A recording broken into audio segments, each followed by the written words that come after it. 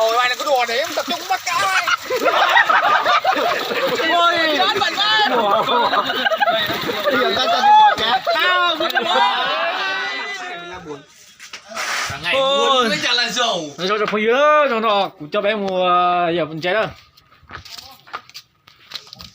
Nó bé tôm giờ mình chơi tôm giờ mình chơi lo đó. Nó sai đó. Tưa cho tưa. Cả tới giờ luôn hú ý tụi nó mà của nhá sáng nó thay mà giống trời trộm phong dứa sẽ được sai xứ nữa rồi nó. Đến chơi chống ơi nó bé ba cái đi chặt cá cái tin nó cái tin họ chặt cá tua dừng chạy đó đó sai ít plus nó ngủ nữa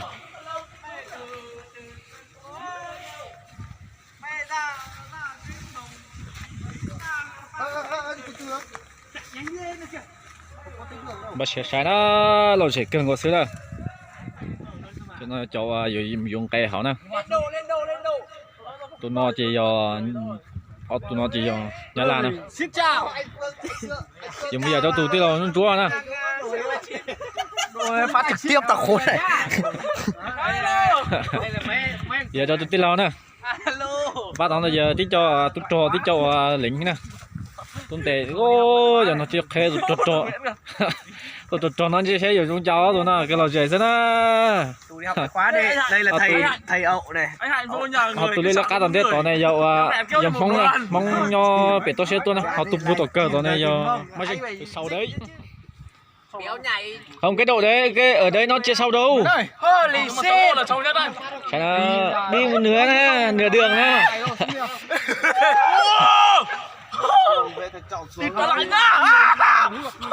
đừng có kêu nó cá nó chạy hết kìa đấy to Nhìn vú con đi đấy. Thắng luôn. cho bé tụt trọ xuống đi một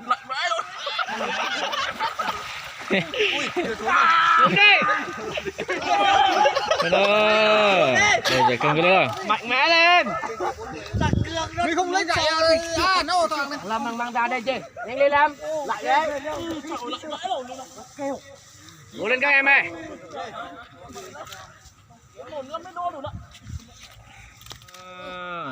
lau tụi chụp một cái nào nè Đập xuống đi đập cá đi. Nước nữa. rồi chỉ cần cầu lên nè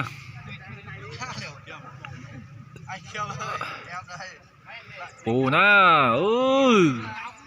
tin đủ nè tông đủ tôm mù nè nó tụi thật là bên nó nè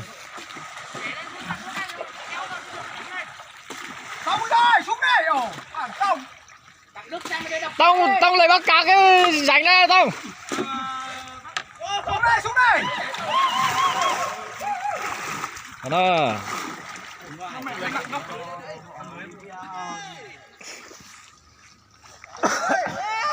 Mua đi em ơi.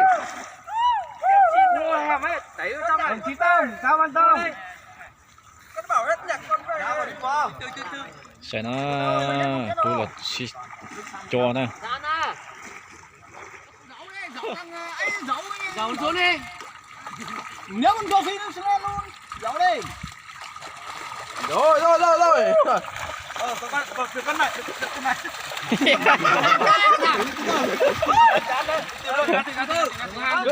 Cầm lên con đâu. Thoát cái ấy lên Nguyễn.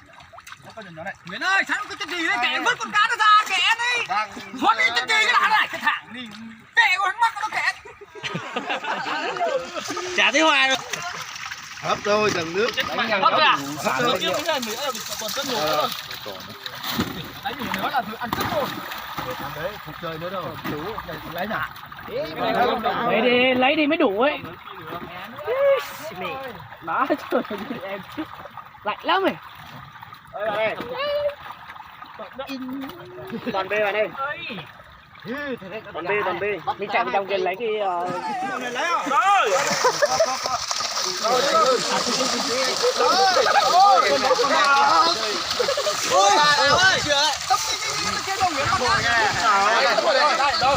Lấy ao sang đây.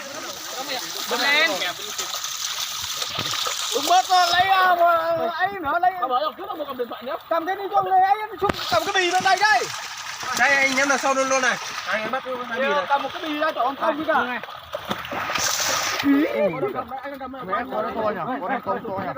Đây này, mẹ, có đây nướng hết bài. Ăn rùa. Cái đi to này. Anh tưởng anh hôi như rùa mà thấy con rùa luôn đấy. Đúng mẹ, trời, cầm đến cả hôi đâu mẹ. Con công như này. Thả luôn rồi. Bác ơi! Mẹ. Con này ăn được không? Ăn được, ăn đi, đủ cá nhập đi đã. Cầm cái đuôi lại anh. Con này ăn được không? Đấm cái đuôi lại. Bà lấy cái đầu vào nó đập cái đầu ăn luôn. Lấy đầu vào đập đầu cái Treo về bắt cá. Đừng có dọa tay vào mồm mất tay đây anh. Ôi mày là cái đùa đấy, em tập trung bắt cá ơi. Ôi, chết mình quá. Bây giờ ta cho đi bỏ cá. Tao Được. lấy được ấy. thôi, bị đâu. Gãy. Đá to nó à. Đây ngược bên đây. Ui. Cái mẹ đâu em bị cho anh. Đây gì các mẹ đây. Em mới đứng gần vào trên không nó chưa phát rồi. Nó không lạnh mà Căn bản là cái con đấy thằng Tông nó đánh nó phê rồi.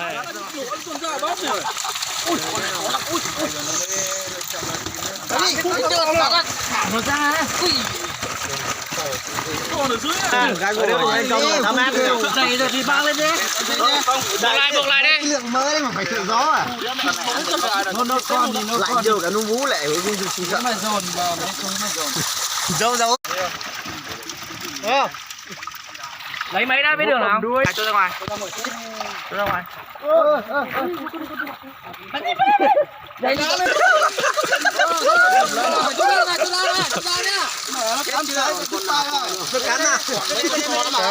Bắt nó nhiều nó cắm lại. Bực quá tí cắm lại. Đó, nó chỉ lấy vào chín tha nữa, có con tha đó nữa. Cứ cho nó sẽ tá tuần tệ. 201 rồi, 42 à? À, 41 rồi. À, 41 rồi. Có cho cái lúa nó in tha nào. 219. 219. Anh bảo lấy ra 10 cân thì còn 21. Hả? Lúc nào nó lên 27 thì bảo anh. Vâng. 2,4. Chắc là 1,5. Chỉ đó, khả năng chỉ là mua đó. Cái xe đi nó xin ơi, chẳng có gì đâu. Theo.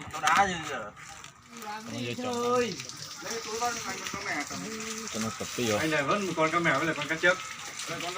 Không cho con này giờ không cho. Này đeo ăn. Rồi anh lấy đi em mới rửa nhé. Nhỏ nhưng mà cái thằng gì á, mày sát sinh vừa thôi. Chẳng có tập cái mò rồi. Xong chưa? Chúng ta phải thiên xì. Sẽ nữa, ta sẽ nó là chỉ đâu. Cái tao tôi là chỉ đâu, cái tủ của nó. Chỉ mẹ hả? Ý bây giờ nó xỉa.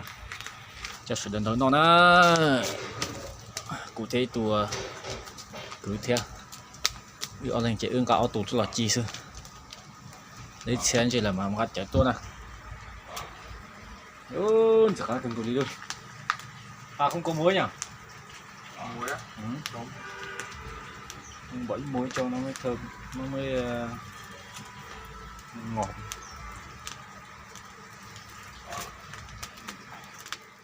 Rồi sẽ là nó phong dư đó, sẽ đặt chủ sư cho nó. Một chai rồi đó.